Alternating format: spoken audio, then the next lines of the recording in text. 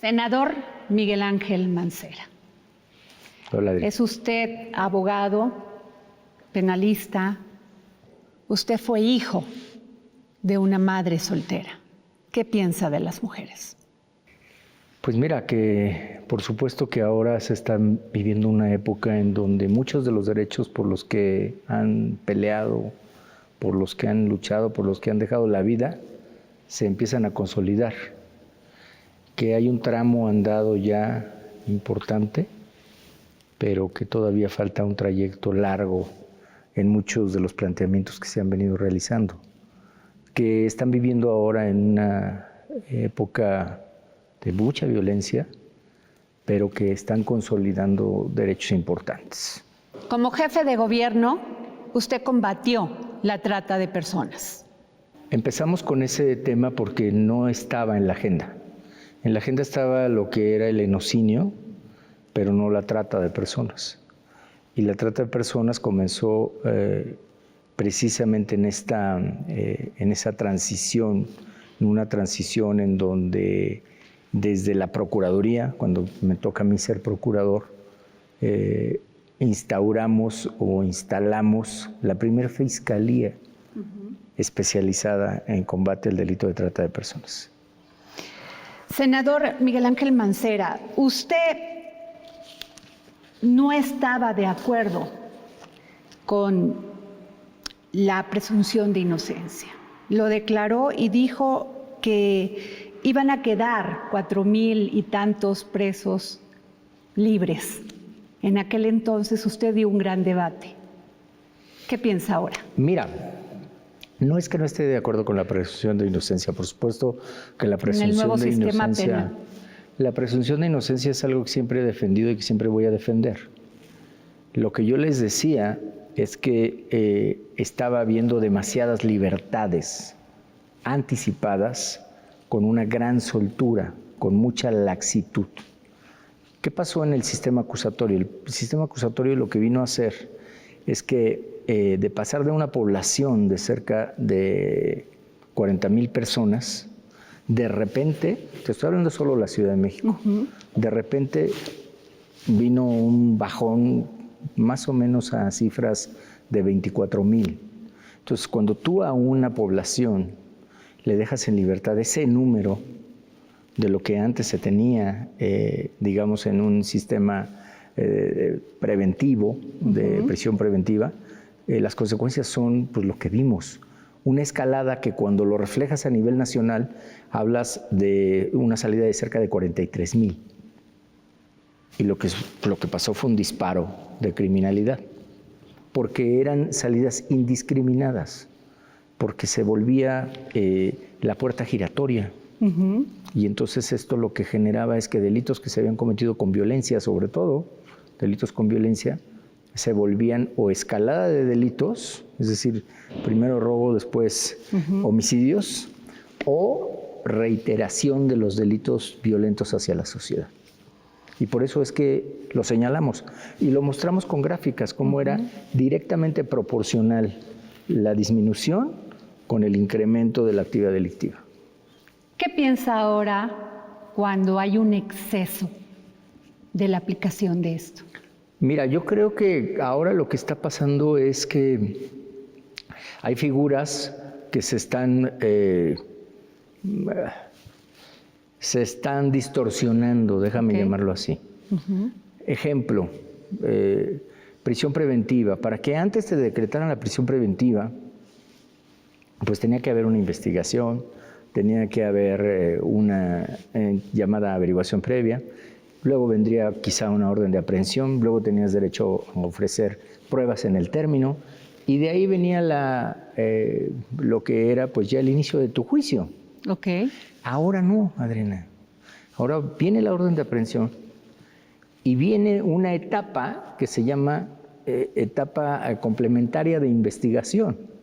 Y entonces tú sigues sujeto a investigación, donde en algunos estados están dando hasta 1 año para esa investigación. Entonces, ¿por qué te digo que se distorsiona? Porque para mí lo que está sucediendo ahí es que se está judicializando el arraigo. Okay. El arraigo que era tan criticado y que se decía no puede ser, el arraigo es muy malo y se debe determinar. Incluso nosotros firmamos la derogación, la abrogación del arraigo en la Constitución. Es un tema que ha quedado pendiente. La ONU ha luchado contra el arraigo, pero yo le diría hoy a la ONU que estamos hablando de que ahora se judicializó, porque los jueces te dejan en una vinculación a proceso, pero le permiten al Ministerio Público que siga investigando. Con el tema diciendo que, porque va a haber un debate y va a haber un juicio dentro de 6 meses, o sea, te quedas en prisión 6 meses o te quedas en prisión 1 año para que luego venga el juicio. Bueno, si me dijeras, oye, es que va a haber un juicio dentro de 1 mes, pues está bien, pero 1 año para investigar, pues para mí eso es un arraigo judicializado. Entonces, en un tema no hubo un cambio, la presunción de culpable a la presunción de inocencia. Yo creo que hay partes que se tienen que afinar.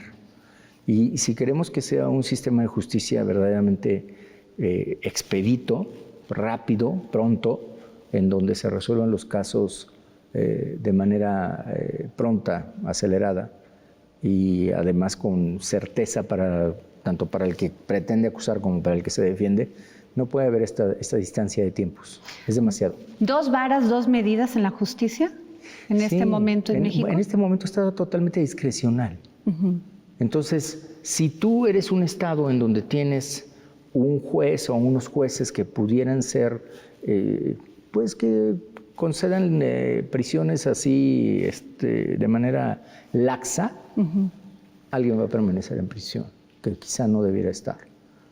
Me parece que el paso que debe dar México, nada más que se tendría que hacer, como lo he platicado con mis compañeros, muy cuidado, es volver a reducir la prisión preventiva, pero a los casos en donde solo eso proceda con prisión preventiva. Todo lo demás no puedes dejárselo, sí, pero el Ministerio Público si justifica, ¿cómo justifica? ¿Con una licencia falsa? ¿Con unos boletos de avión que alguien te los compró? ¿Cómo? Porque alguna vez fuiste a Estados Unidos y entonces tienes posibilidad de fuga, o porque tienes una cuenta bancaria con alguna cantidad de dinero que te permite huir del país. Yo creo que no, yo creo que debiera de analizarse con más cuidado esta parte. Senador, en este caso, pues me queda claro el tema Rosario Robles. ¿Qué piensa usted? Yo creo que en el asunto Rosario Robles debiera ya de estar en una etapa de juicio, debiera de estar no en prisión preventiva. No en prisión preventiva. A mí me parece que las justificaciones que se han dado de que se va a evadir de la acción de la justicia no son consistentes.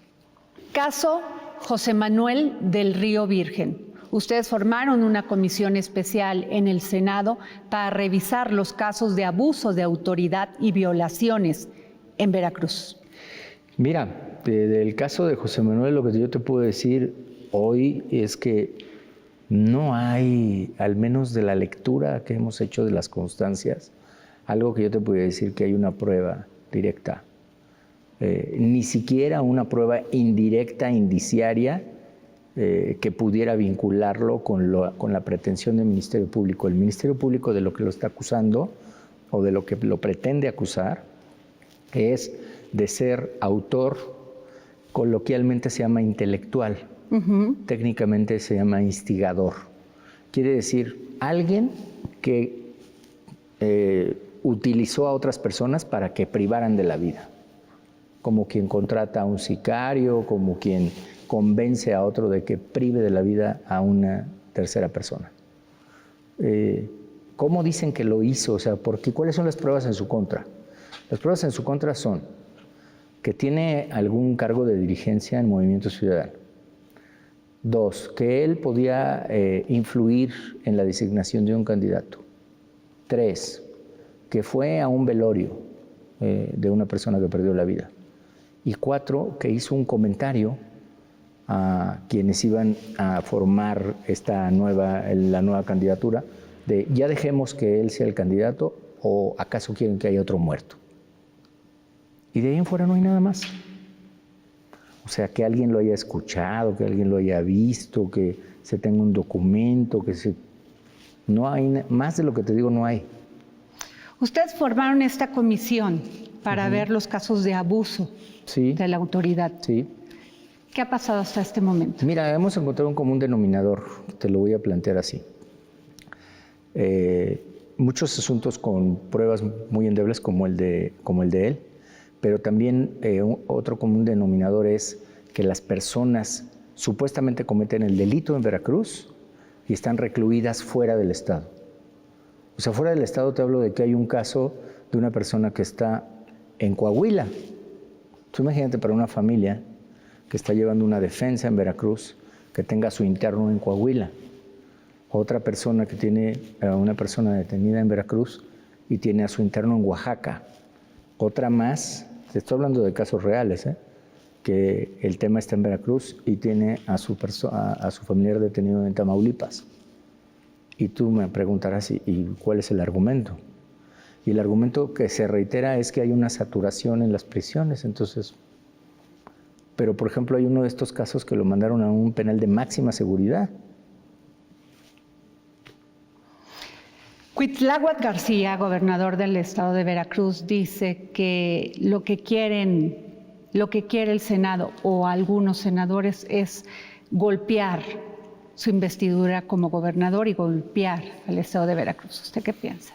Mira, yo no sé qué pretendan algunos senadores o a qué senadores se pudiera referir, pero al menos en el caso de esta comisión ni siquiera va dirigida al Ejecutivo del Estado. Okay. Esta comisión está dirigida a investigar lo que está haciendo la Fiscalía, que es autónoma, que no tiene que ver o no tendría por qué estar vinculada con el Ejecutivo del Estado, y con el Poder Judicial, que ahí sí, el juez que le dictó, por ejemplo, este auto de sujeción a Del Río, eso sí es lo que hay que revisar. No contra el Ejecutivo del Estado. ¿No tiene tintes políticos? Bueno, los tintes políticos pueden estar, pero no estamos nosotros revisando el área del Ejecutivo estatal. Uh-huh.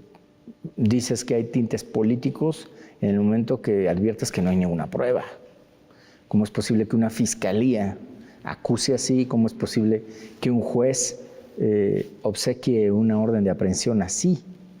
Más allá todavía, ¿cómo es posible que el juez en la propia audiencia diga, pues la verdad es que no hay ninguna prueba, pero yo hago un enlace y me lleva a pensar que sí pudo haber sucedido esto? O sea, ¿cómo? ¿No? Esta comisión ya se armó. Sí. ¿Qué es lo que sigue? ¿Qué procede en estos momentos? Mira, lo que sigue Porque ahora... incluso se había hablado de desaparición de poderes, que iban a pedirla, que iban... ¿Qué pasa? Bueno, la desaparición de poderes es una facultad que tiene el Senado de la República, pero la verdad es que es para casos muy extremos, porque además estás hablando de una figura jurídico-constitucional que cuando opera, pues desapareces todos los poderes de un Estado. No es uno, todos. Poder legislativo, ejecutivo, judicial. No, yo creo que aquí, al menos desde mi punto de vista, desde mi visión, esta comisión lo que sigue es que informe al Pleno, que el Pleno ratifique la comisión y que de ahí se diga hacia dónde van a ir los informes que va a rendir. ¿Cuáles podrían ser las vías, Adriana? Podría ser la Comisión Nacional de Derechos Humanos, uh-huh, y podrían ser instancias internacionales también. Eso es lo que sí podría hacer. Y tomar los cauces jurídicos que determine el Pleno, ya no la Comisión, sino el Pleno del Senado. Senador Miguel Ángel Mancera, usted en el 2012 dijo que admiraba profundamente a Marcelo Ebrard y a Andrés Manuel López Obrador. ¿Qué piensa después de todos estos años y de situaciones de debate, de acusaciones de un lado, de otro? ¿Qué piensa? Mira, yo nunca he cambiado mis formas de plantear, de expresar el sentir sobre las personas. No cambiaré y no dejaré de decir, por ejemplo, que el presidente es un político de tiempo completo y es un gran político. Y lo ha demostrado, siempre. Y en el caso de Marcelo Ebrard también. O sea, sin duda, son dos personas que siempre los hemos señalado como personas de alta capacidad política. Y no tengo yo por qué cambiar. Por más que hayan cambiado circunstancias y hayan cambiado momentos, algo que dije, por supuesto que lo dije y lo reiteré. Incluso en alguna ocasión que decían que si el presidente decía que yo le caía mal, y pues, también a mí la verdad es que nunca hablaría mal de él, nunca lo he hecho, nunca he utilizado la tribuna para hablar mal del presidente, jamás. Sin embargo, pues tenemos lo de la línea 12, que pues atañe a su gobierno, al gobierno de Marcelo Ebrard, porque ahí se tomaron las decisiones. Hay acusaciones de un lado o de otro, y usted ha dicho, yo espero lo que digan los jueces, lo que digan las investigaciones. Sí, así es. Sobre todo en este caso, Adriana, la parte técnica es fundamental. O sea, yo podría decirte, mira, yo creo que, y yo pienso que, pero la verdad es que, pues, ¿cómo sabemos qué hay atrás de esta columna? O cómo es que está hecho el cimiento de este espacio en donde estamos hoy, tú y yo, conversando. Solamente los expertos nos lo pueden decir. ¿Se hizo bien? ¿No se hizo bien? ¿Se operó bien? ¿No se operó bien? Eso sí te lo pueden decir. ¿Hasta qué punto un político es responsable de este tipo de obras? Porque pues ustedes se las dejan a estos técnicos que pues, se supone que les dan garantías para realizarlas de lo mejor posible. ¿Hasta qué punto es responsable un político? Lo que acabas de decir es fundamental. Mira, por ejemplo, algo que nos han estado reiterando y que nos quieren señalar una y otra vez, que cuando vino el sismo, nosotros no hicimos las reparaciones adecuadas, que por eso pasó lo que pasó. Entonces, voy a tu pregunta, la responsabilidad política y la responsabilidad del servidor público. La instrucción en ese momento fue revisen todo lo que tengan que revisar y hágase lo que se tenga que hacer. Entonces, esta es una primera instrucción, que cuando llega la fase de ejecución, se contrata una empresa y esa empresa firma un documento en donde dice que se compromete a revisar toda la línea y a dejarla en condiciones de seguridad plena para los usuarios. Entonces, cuando tú tienes a alguien que se ha comprometido a eso, es porque va a ser seguridad plena para los usuarios.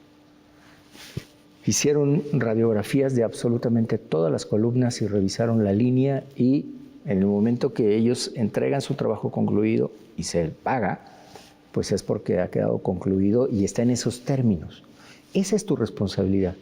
Si nosotros no hubiéramos hecho esa revisión o no hubiéramos pagado o hubiéramos contratado a una empresa X que ni siquiera experiencia tuviera, eso sería responsabilidad nuestra. Pero las mismas empresas que hoy algunos por ahí de repente comentan, es que no le hicieron caso a fulanos y perenganos, es que no han leído bien. Esos a los que dicen que no le hicimos caso son los que hicieron las reparaciones.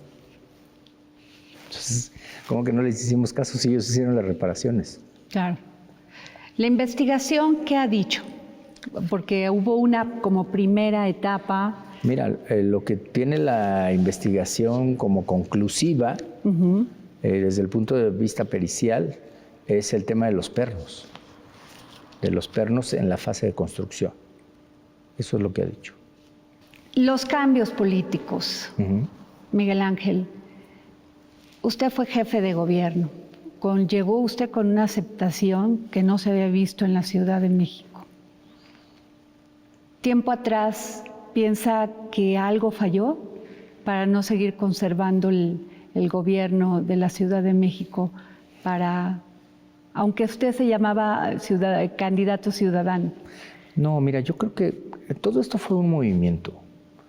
Cuando nosotros llegamos a la Ciudad de México, veníamos todos juntos y todo el mundo se tomaba del brazo y todos éramos uno mismo y era un mismo equipo, Adriana. Y pues desafortunadamente, te lo digo así desde el punto de vista político, desafortunadamente me toca a mí la etapa del rompimiento de todo ese grupo. Okay. Movimiento Ciudadano, PT, PRD. En mi campaña estuvo Morena. Estaba Morena. Muchos de los dirigentes hoy estuvieron en la campaña. A algunos les ayudé con la votación para que llegaran a donde querían llegar. Pero me toca a mí esa fractura. Y entonces Movimiento Ciudadano se va por su parte, el PT se va por su lado y Morena se consolida como partido. En ese tiempo no era partido. Obviamente cuando se consolida como partido, pues lo que quieres es ser tú, ya no es el que dependas de otros vehículos para estar en la contienda, sino ya puedes ser tú. Y eso es lo que me toca. Y entonces lo que me toca también es que quienes estaban impulsando el mismo proyecto, pues ahora son oposición. O sea, me toca que sean oposición. Ahora sí que como quien dice, quienes eran tus amigos, ¿no? Esa fue la realidad y eso nos tocó.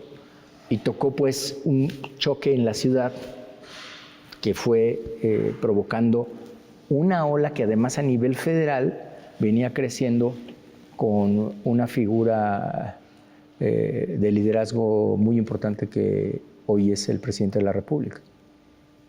Y eso crece, no solo te hablo de la ciudad, pues lo vimos el efecto fue en el país. Estás hablando de más de 30 millones de votos. Incluso muchos de los que están ahorita actualmente en el gobierno de Andrés Manuel López Obrador trabajaron con usted. Sí, muchos, pero muchos y muchas. Sí. Dicen que la política sí tienes enemigos de verdad y amigos de mentiras. Yo creo que en la política y en la vida, Adriana. Y no los buscas, a veces se van dando. El punto es que yo diría, como dicen los chavos, hay que no te claves, ¿no? No te claves en eso. No te claves en eso porque a veces no te das cuenta ni dónde está esa frontera de los que son tus amigos y dices, agáchate que ahí vienen los nuestros, ¿no? Ten cuidado. Más bien tienes que estar cuidando tu actuar.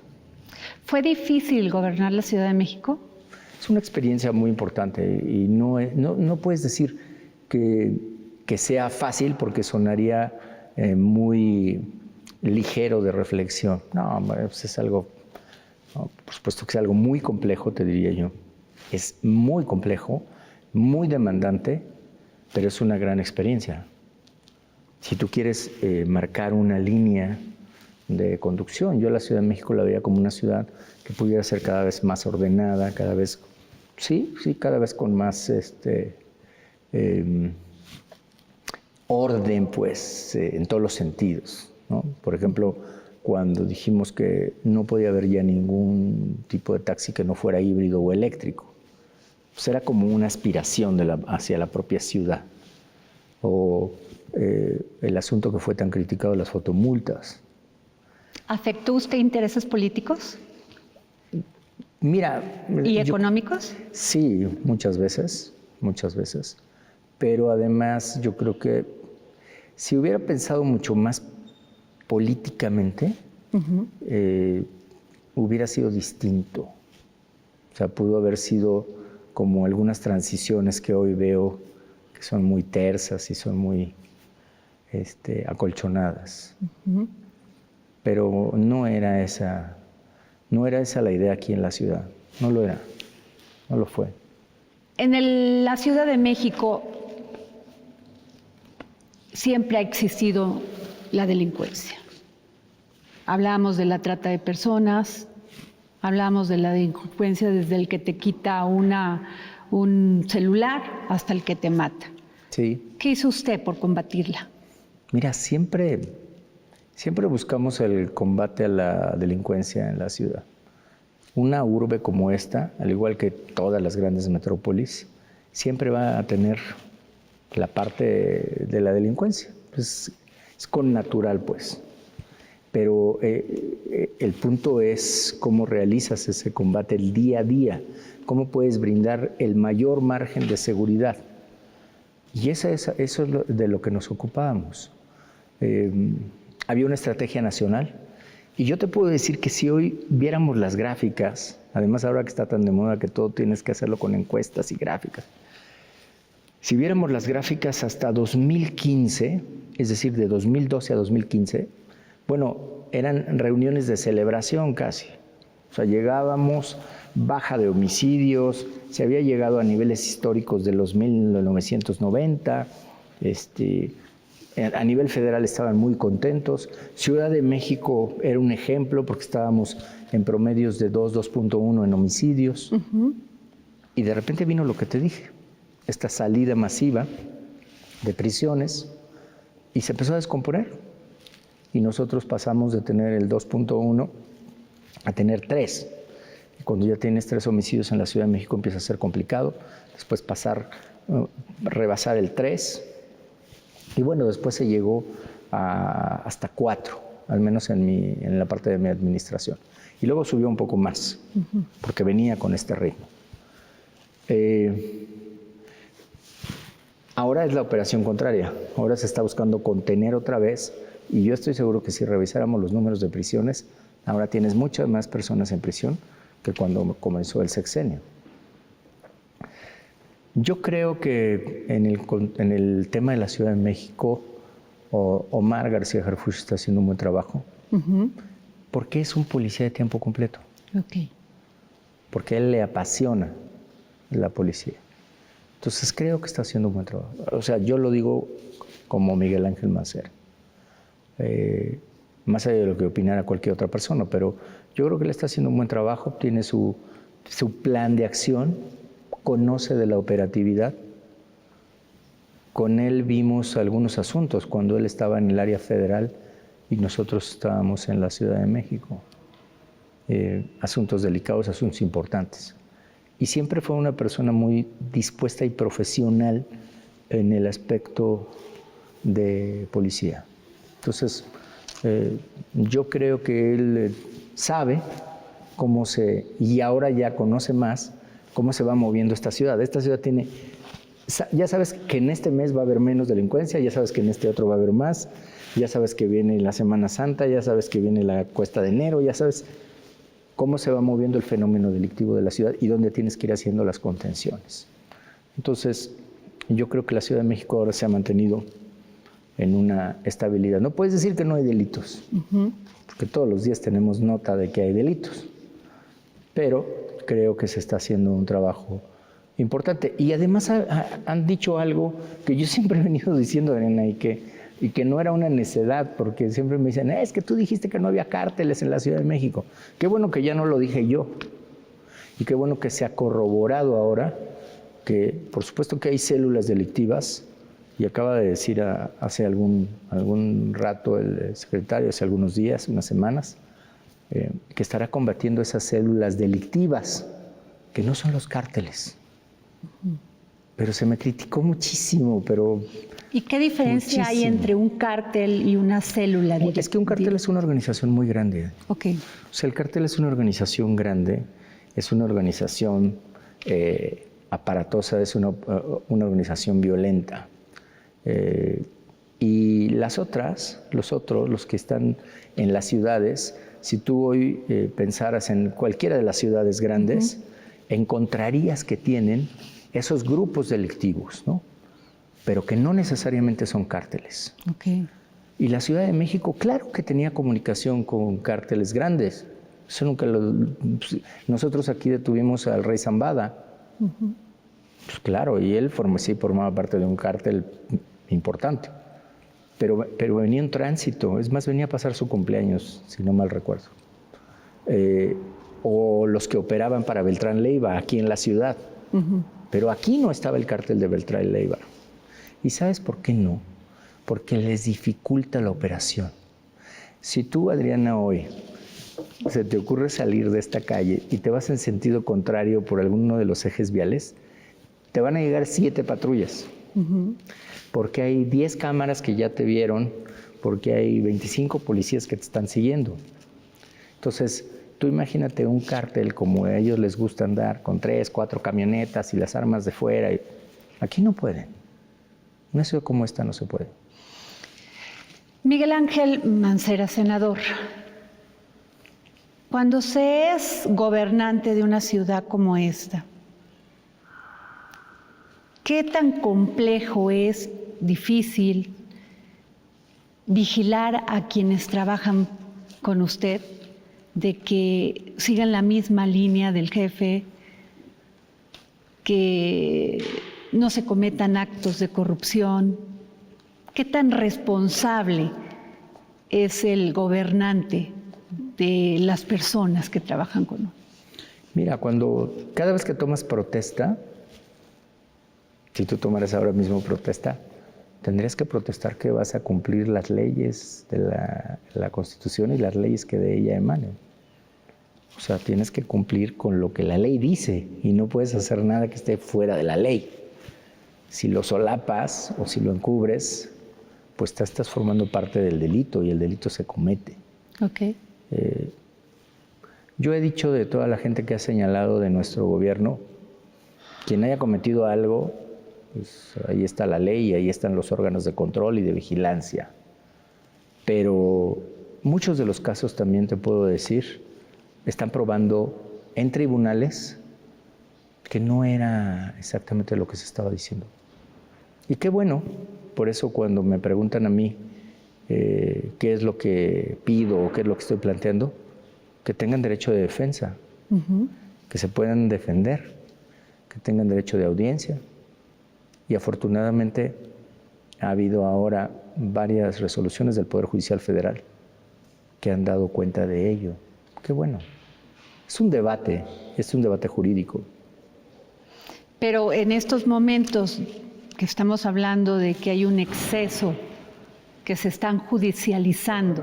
Mira, yo siempre he reiterado, mientras no se le cargue la política a la parte jurídica, todo va bien. O sea, que siga sus tramos y, por supuesto, que se puedan defender quienes se pueden defender. Pero todos los gobiernos tienen esa tentación, senador. Sí, no lo dudo. Y la verdad es que en muchos de los casos los ves. Pero México, afortunadamente, su sistema jurídico tiene también la revisión del Poder Federal. Y el Poder Judicial Federal me parece que sigue todavía consolidado. Yo sí lo veo fuerte en muchas de las resoluciones, lo veo sólido, y qué bueno que haya pesos y contrapesos. Y ese contrapeso, el Poder Judicial Federal, seguirá siendo muy importante. Senador, ¿alguna vez hubo algún rompimiento de usted con Claudia Sheinbaum? No, ella, el contacto que tuvimos fue cuando se convierte en entonces delegada, jefa delegacional de Tlalpan. Ella se vuelve jefa delegacional de Tlalpan y de ser jefa delegacional de Tlalpan pasa a la jefatura de gobierno. Entonces nuestro contacto fue en esa relación, en la relación de jefatura de gobierno y jefatura delegacional. ¿Y cómo fue la relación? Siempre fue muy respetuosa. La verdad es que hablamos alguna vez de presupuesto, hablábamos alguna vez de alguna determinada acción que requería. Hablaba también con el que era su encargado, digamos, del área de gobierno, jurídico y gobierno de la jefatura delegacional. Hicimos arreglos, por ejemplo, en esta bajada de la Jusco, e inauguramos algunos tramos ahí de las inundaciones que se hacían. Unos tramos de bombeo y unos tramos de reparaciones importantes que también ella estaba gestionando. Usted vivió el temblor. de 2017. Tuvo que operar de inmediato.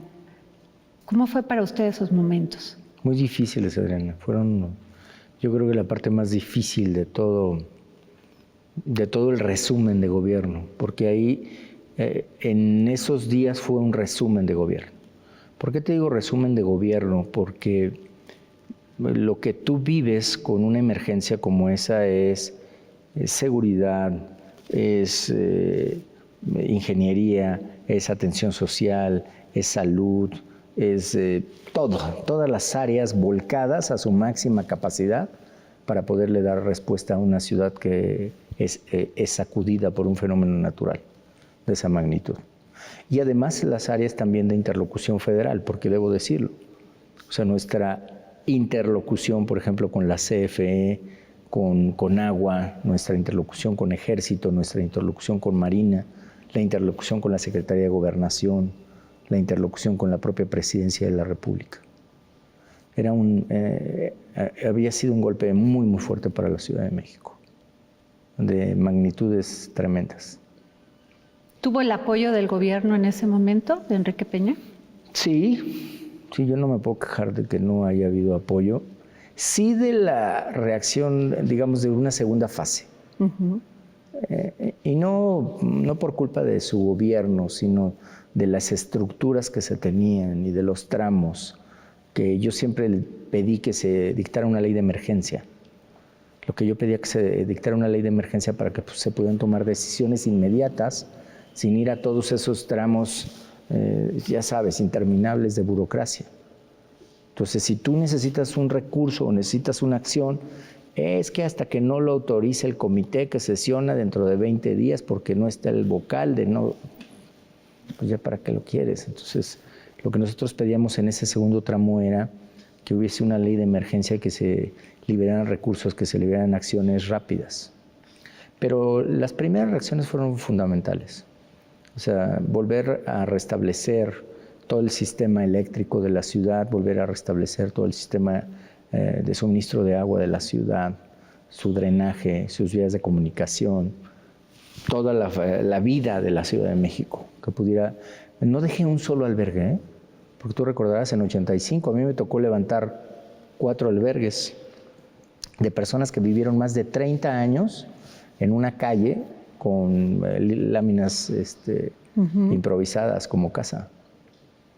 No dejamos un solo albergue y dejamos iniciada la parte de la reconstrucción. ¿Qué tan viable es vivir en esta ciudad? Es viable. Lo que pasa es que la Ciudad de México tiene tramos de infraestructura y tiene tramos de no infraestructura, Adriana. O sea, si tú hoy te imaginaras la Ciudad de México viéndola de sur a norte y nos pusiéramos en un plano alto, todo, digamos, de Tlalpan a la Gustavo Amadero es un tramo de infraestructura, hasta antes de llegar al final, hasta antes de llegar a Cuautepec, Barrio Alto, digamos, y hasta la parte de Tlalpan.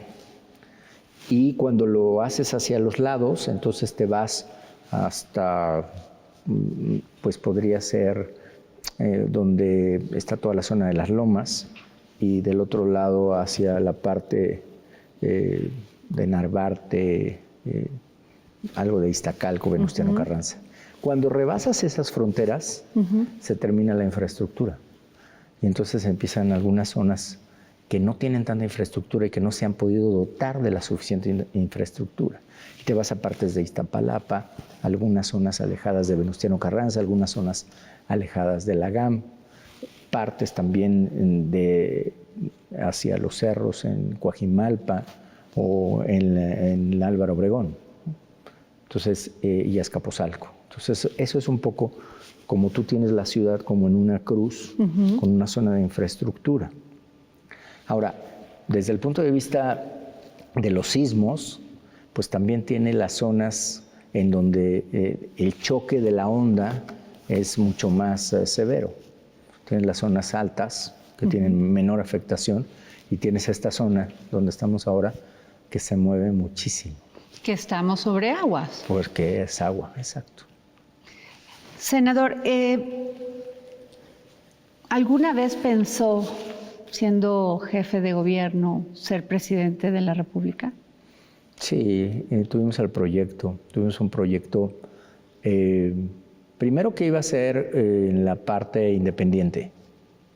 Estaba en su auge en la política, la parte independiente, y la verdad es que estaba interesante ir a buscar esa tarea.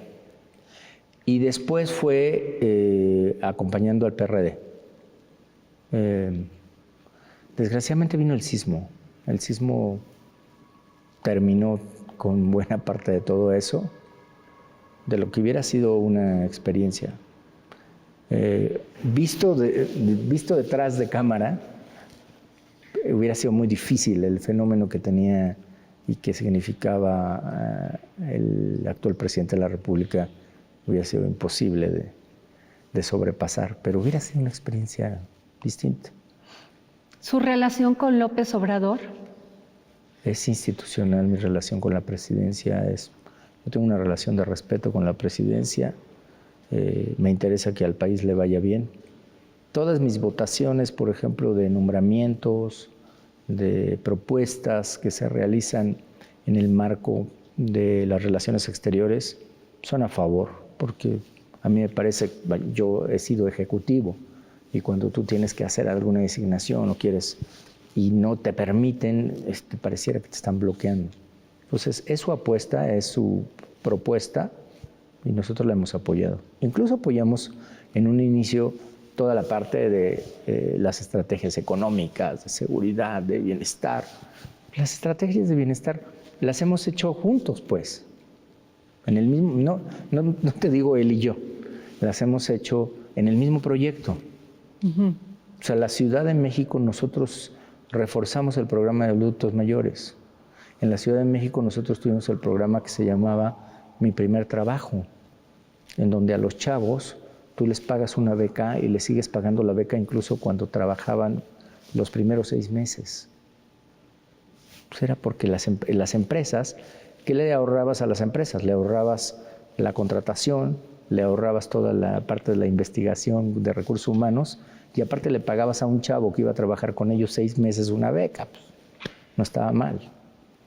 Entonces, esos programas sociales, lo que tiene que ver con la lucha de la defensa de las mujeres, ha sido de un mismo proyecto.